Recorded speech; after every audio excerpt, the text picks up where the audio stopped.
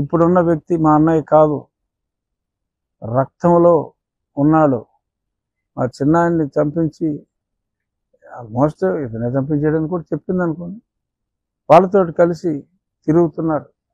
ఇందుకేనేమో ఇలాంటి రాక్షసుల మధ్యన కష్టం అని చెప్పి నన్నే ఎంపీగా ఉండమని చెప్పి చిన్నాయన అడిగితే, మరి అందుకనే చిన్నాయన్ని దారుణంగా చంపేశారని చెప్పి మరి తను చెప్పింది షర్మిల. అలాగే నిన్న సునీత కూడా నేను సిబిఐ ఎంక్వైరీ వెయ్యాలి అని అడిగిన తర్వాత నా మీద చాలా ప్రశ్నలు పెట్టాడు జగన్మోహన్ రెడ్డి. కనీసం ఒకసారి కూడా అపాయింట్మెంట్ కూడా ఇవ్వలేదు. అంటే ఏంటి తెలుసుకోలేదా మనోడే ఏం చేయడని? ఎందుకు ఇవ్వడం? సిబిఐ ఎంక్వైరీ ముందు అతనే అడిగాడు. చంద్రబాబు నాయుడు గారు ఎంక్వైరీ తప్పించుకోవడం కోసం సిబిఐ ఎంక్వైరీ అడిగి డ్రామాలు ఆడి ఒక గ్యాగ్ ఆర్డర్ తీసుకొచ్చి దాని మీద చర్చించకూడదని. లేదంటే అప్పుడే ఐసా పైసా తేలిపోయేది. అతను కోర్టుని అద్భుతంగా వాడుకున్నాడు. అప్పుడు ఆ గ్యాగ్ ఆర్డర్ని వాడుకున్నాడు. తనే ముందు సిబిఐ ఎంక్వైరీ కావాలని చెప్పి అన్నాడు. సిబిఐ లేకుండా వీళ్ళు ఎంక్వైరీ చేస్తే బట్టబయలు అవుతుందన్న భయంతో నిష్పక్షపాతంగా అడిగినట్టు ఏదో బిల్డప్ ఇచ్చి ముఖ్యమంత్రి అయిన వెంటనే కేసు ఏమీ తేల్చకుండా సీరియస్గా ప్రొసీడ్ అవుతున్న మహంతిని భయపెట్టి రాష్ట్రం వదిలి పారిపోయేలాగా చేసి ఐపీఎస్ ఆఫీసర్ని యంగ్ బాయ్ని మరి ఎంత దారుణం చేసి సునీత కేసు వేస్తానంటే భయపెట్టి మాట్లాడించి తను చెప్పింది కూడా ఏమవుతుంది, నా మీద 12వ కేసు అవుతుంది అంటే అతనే కదా దీని వెనకాల ఉన్నదని ఒప్పుకున్నట్టే కదా. అవినాష్ బీజేపీలోకి వెళ్తాడని అంటే బీజేపీలోకి వెళ్ళిపోతే అదేమన్నా గంగ, అందులో మురిగిన వాళ్ళు అందరూ పునీతులైపోతారా అన్న ఉద్దేశం వచ్చేలాగా మరి అతను మాట్లాడటం జరిగింది. మరి ఎందుకని ఇంత ఇలా చేస్తున్నావు జగన్మోహన్ రెడ్డి అని సునీత ప్రశ్నించింది. నీ సాక్షి ఛానల్కి వస్తా, కావాలంటే రా నువ్వు నేను ఫేస్ చేద్దామని ఛాలెంజ్ కూడా చేసింది. దమ్ముంటే let him face his sister. So ఇలాగా అన్యాయాలు చేసి మరి ఇదంతా కూడా తను చెప్పింది. మరి ఈరోజు మరి ఇంక మ్యాటర్ వచ్చిందో రాలేదో నేను ఫాలో అప్ చేయలే. దస్తగిరి వేశాడు పిటిషను, అవినాష్ రెడ్డి బెయిల్ రద్దు చేయాలి అని, తను బెదిరిస్తున్నారని, జైల్లో ఉన్నప్పుడు 20 కోట్లు ఆఫర్ ఇచ్చారని ఇవన్నీ కూడా చెప్పడం జరిగింది. మరి చూడాలి. మరి న్యాయస్థానాల మీద నమ్మకం అయితే అందరికీ ఉంది. మరి ఏదన్నా అక్కడ మరి ఏమవుతుంది, లేదు అంటే 24వ తారీఖు సుప్రీంకోర్టులో డాక్టర్ సునీత వేసిన బెయిల్ రద్దు పిటిషన్ వస్తుంది. మరి ఇక్కడ కానీ అక్కడ కానీ మరి ఏవైనా ఆ చనిపోయిన వ్యక్తి కేసులో మరి ఏమన్నా స్వాంతన చేకూరుతుందా అనేది చూడాలి. మరి ఎందుకంటే జగన్మోహన్ రెడ్డి ఏదన్నా అది ముందుకెళ్తే ఇతని మేడగా చుట్టుకుంటుంది. ఎందుకంటే కేసు ఎర్లీగా 5:30కే ఈయన చెప్పారన్న పాయింట్ దగ్గర ఫర్దర్ ఇన్వెస్టిగేషన్ లేకుండా ఆగిపోయింది. ఆ ఫర్దర్ ఇన్వెస్టిగేషన్ జరిగితే పూమ్ పుహార్ పిస్తా బహార్ అవ్వచ్చని అనుమానాలు కూడా ఉన్నాయి. మరి అదేమవుతుంది, ఈ కేసు ఏమైంది అనేది ఒక ఎత్తు అయితే, పులివెందుల్లో రామ్ సింగ్ మీద, సునీత మీద, రాజశేఖర్ రెడ్డి మీద ఆమె భర్త, వీళ్ళ మీద కూడా ఆ కృష్ణారెడ్డి ఆ పిఏతో జగన్మోహన్ రెడ్డి అండ్ గ్యాంగ్ ఒక కోర్టులో మేజిస్ట్రేట్ దగ్గర ఫైల్ చేస్తే ఆ మేజిస్ట్రేట్ గారు కింద పైన చూడకుండా పోలీసుల్ని ఒక సింగిల్ లైన్ ఆర్డర్ ఏదో ఇస్తే ఆ పోలీసులు ఎఫ్ఐఆర్ కట్టేసి మరి చాలా న్యూసెన్స్ చేశారు. అంటే దర్యాప్తు చేస్తున్న దర్యాప్తు అధికారి మీద, దర్యాప్తు చేసిన దర్యాప్తు అధికారి మీద డైరెక్ట్గా క్రిమినల్ కేసు పెట్టేశారండి ఆ లోకల్ మేజిస్ట్రేట్ కూడా ఇచ్చి. నిన్న హైకోర్టులో మరి హైకోర్టు సింగిల్ బెంచ్ తీవ్రంగా అంటే బ్లైండ్గా ఒక కాగితం వస్తే రీజనింగ్ లేకుండా ఎంక్వైరీని పంపించేయటం ఏంటి, ఆ పోలీసులు ఏమో ఎఫ్ఐఆర్ రాసేయటం ఏంటి, వాట్ ఈస్ ఆల్ దిస్ అని చెప్పి ఆయన చాలా గట్టిగా ప్రశ్నించారు న్యాయమూర్తి గారు. మరి ఆ తర్వాత మధ్యాహ్నం లంచ్ బ్రేక్ తర్వాత అఫ్కోర్స్ కొట్టేస్తారని నిన్నే కొట్టేస్తారు అనుకున్నారు. తర్వాత ఒక 1 మంత్కి వాయిదా వేయటం జరిగింది. అంతవరకు పోలీసుల్ని పని చూసుకుంటారా అని చెప్పి వేరే పని చూసుకున్నామా అని చెప్పి అంటే చర్యలు నిలిపేశారని అంటారు అక్కడ. బట్ దాని అర్థం ఇంకో పని చూసుకోమని. సో డెఫినెట్గా అక్కడ నిన్న స్వాంతాన్ని చేకూరింది. న్యాయస్థానానికి ధన్యవాదాలు. అలాగే తప్పకుండా ఆ చెత్త కేసు కొట్టేయటం ఖాయం. దీన్ని బట్టి అర్థం చేసుకోండి, తన తండ్రి హంతకుడిని పట్టుకోవాలి అంటే ఇంట్రెస్ట్ చూపెట్టవలసింది పోయి జగన్ అండ్ కంపెనీ ఈ రకంగా కృష్ణారెడ్డితో స్టేట్మెంట్ తీసుకుని ఆ రామ్ సింగ్ని భయపెట్టి సాక్షి పేపర్లో వీళ్ళే ఎందుకు మర్డర్ చేయించకూడదు అని ఒక దరిద్రపు అర్థం వచ్చేలాగా, సారీ వీళ్ళే చేశారు అనుకుంటే నువ్వు ఎంక్వైరీ 8 నెలలు చేసావు కదా, మరి అప్పుడు బుక్ చేసేపోయావా, ఎందుకు చేయలేదు? ఏదో రకంగా ఎవరి మీదకో తోసి పబ్బం గడుపుకుందాం అనుకున్నారు. మీకు మీ పప్పులు ఉడకలేదు, ఆ దస్తగిరి చెప్పేశాడు. మరి వివేకం అనే పేరుతో ఎలాగ బాత్రూంలో కిరాతకంగా చంపారు అనే సినిమా కూడా వచ్చింది. అంటే అది సినిమా లాంటి సినిమా, నెట్లో చూశాను నేను కూడా.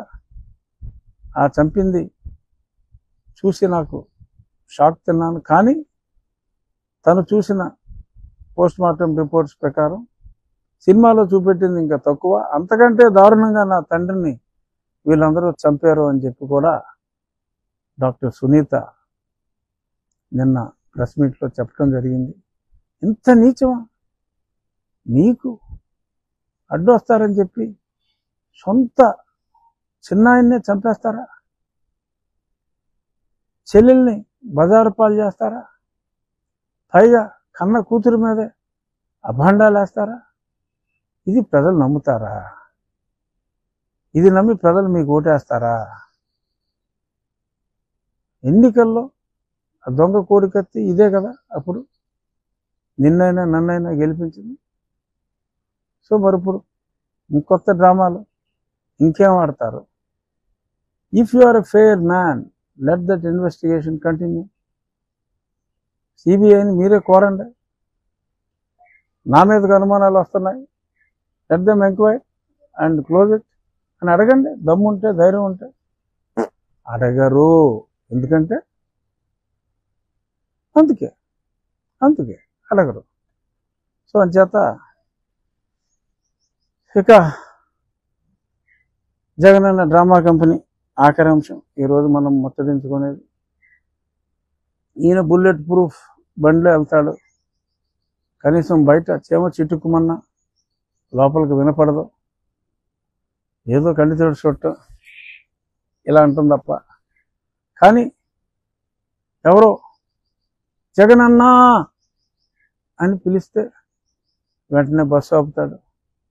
ఏమ్మా, ఏంది నీ ప్రాబ్లము అని తక్షణం ఏదో ఆర్డర్లు ఇస్తాడు. ఎక్కడి నుంచి వస్తారో తెలియదు. ఓకే, శారీరక రుగ్మతలు ఎంతోమందికి ఉంటాయి, కానీ ఈ ఐప్యాకోడ్కి కరెక్ట్గా దొరుకుతారు. ప్రతి 3 కిలోమీటర్లకి ఒక దగ్గర ఒక కుష్టి వ్యాధి వచ్చిన వాళ్ళు కావచ్చు, ఇంకో దగ్గర ఒళ్ళంతా పాపం కాయలుగా వచ్చి బాధపడుతున్న వాళ్ళు కావచ్చు.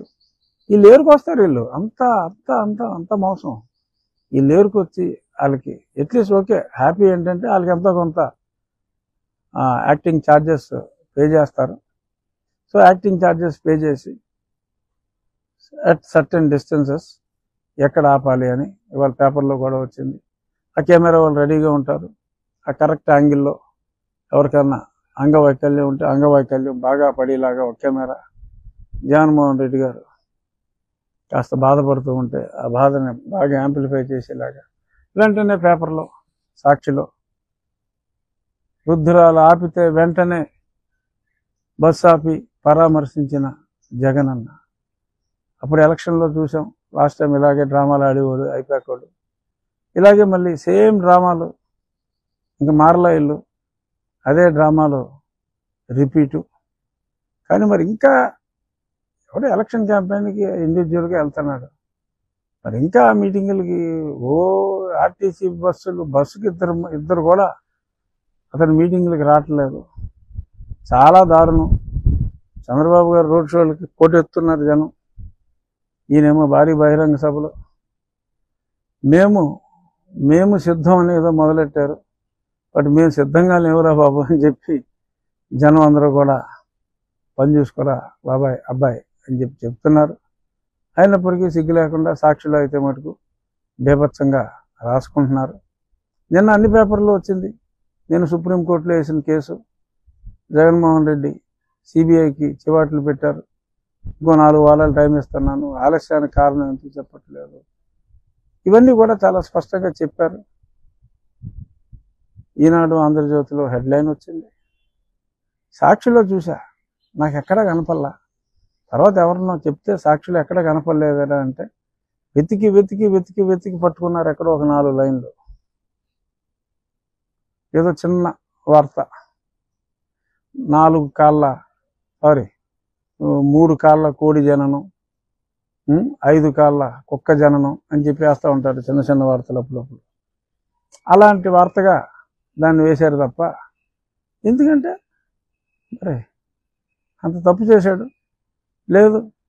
వాళ్ళ పేపర్లో నాకు పాపులారిటీ, ఇంకా సీట్ ఇస్తారో ఎవరో తెలియపోయినా రఘురామకృష్ణరాజు పోరాడుతున్నాడు అంటే పిచ్చి నాకు అర్థం కాదు నాయన.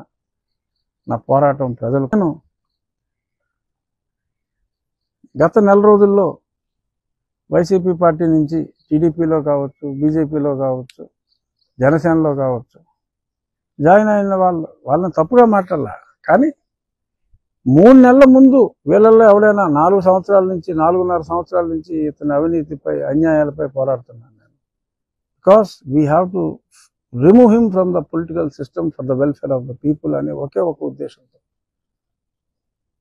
ఎవరైనా ఇప్పుడు జాయిన్ అయిన వాళ్ళు ఎవరైనా 3 నెలల ముందు మాట్లాడుంటే, జగన్మోహన్ రెడ్డికి వ్యతిరేకంగా ఒక్క వాక్యమైనా మాట్లాడుంటే, నేను రాజకీయాల నుంచి తప్పుకుంటా అని నేనంటే, దాన్ని హెడ్లైన్ కింద పెట్టి ఆడవాడు ఇంటూరు రవికిరణ్ ఆడు బ్రోకర్ లంజవరకు ఆడు దాని మీద పెట్టి నేనేదో రాజకీయాల నుంచి స్వస్థని, నేనేదో మాట్లాడేటప్పుడు ఒకసారి బాధగా ఉన్నప్పుడు ఒక డిఫరెంట్ ఎక్స్ప్రెషన్ ఉండొచ్చు. జగన్మోహన్ రెడ్డి ఎవరన్నా పెళ్ళిళ్ళకి వెళ్తే ఏడుస్తా, సావును చూస్తే నవ్వుతూ ఉంటాడు. అలా ఏమో అటువంటి నెగిటివ్ ఎక్స్ప్రెషన్స్ కాకుండా ఈ వ్యవస్థ మీద ఎప్పుడప్పుడు మరి నాకు ఏదైనా అన్యాయం జరిగింది అనిపించినప్పుడు కొంత ఫీలింగ్ మారచ్చు. అలాంటి ఫోటో ఒకటి వేసి రాజకీయాల నుంచి తప్పుకుంటానంటున్నాడు అని రాస్తారా నా కొడకల్లారా వైసీపీ గారు?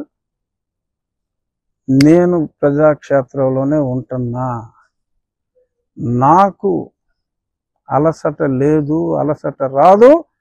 ఈ జగన్మోహన్ రెడ్డి ప్రభుత్వాన్ని దింపే వరకు నిద్రపోయేదే లేదు. మిస్టర్ రవికుమార్ ఇంటూరి తిక్క పోస్టులు పెట్టి పరువు దిగజార్చుకోమాకరా. ఓకే, ఇంకా దాము బాలాజీ అంట, ఆడేవడో నా గురించి రకరకాలుగా మాట్లాడుతూ ఉంటాడు, ఆడేవడో నాకు తెలియదు. సరే ఈ సాయి అయితే సరే వీళ్ళు ఎవరికన్నా అసలు ఎవడు ఏ ఇంటర్వ్యూ ఎవడ మీద చేసినా సరే మధ్యలో ఒక ట్రిపులర్ అనే అక్షరం రాస్తున్నారు వ్యూస్ కోసం, రాసుకోండి. బట్ పిచ్చిగా అవహేళనలు చేస్తే, ఉన్నది లేనట్టుగా లేనిది ఉన్నట్టుగా రాస్తే, హే పేటిఎం డాగ్ కొడకల్లారా, చాలా విషయాలు ఉన్నాయి. అది బయటికి తెస్తే గుండాకి చేస్తారు మీ అధినేతలు. Be careful, it's my pleasant warning. చాలా ప్రేమతో ఇస్తున్నాను వార్నింగ్. గుర్తుపెట్టుకోండి, బొల్లు దగ్గర పెట్టుకోండి. ఇంకా ఎందుకులే, మనకు కావాల్సింది ప్రజలకు రక్షణ అని నేను వ్యక్తిగతంగా రాట్లా. ఆ కొడకల్లారా నా ఇక్కడ బొచ్చు ఇంకెక్కడ బొచ్చో తప్పితే నీకు మాట్లాడడానికి ఏముందిరా చెత్త నా కొడకల్లారా అని అనాలనిపించినా కూడా నాకు తెలుసు ఈ రచ్చబండ ఎక్కువ మంది స్త్రీలు చూస్తారు, వారి మనసును నేను నొప్పించలేను. కానీ వారు రాస్తున్న చెత్త రాతల్ని ఖండించకపోతే ఇంకా రెచ్చిపోతారు. రెచ్చిపోతే నేను ఇంకా రెచ్చిపోతాను. ఇంటి గుట్టు వాళ్ళ ఇంటి గుట్టు బయట పెడతాం మంచిది కాదని నేను ఎక్కువ మాట్లాడతా. సంయమనం పాటిస్తున్నా. ఇలాగే రేయ్ నువ్వు ప్రతి చెత్త నా కొడుకు నా ఇంటూరు నీ దాము గారిని ఆడిని ఏంటి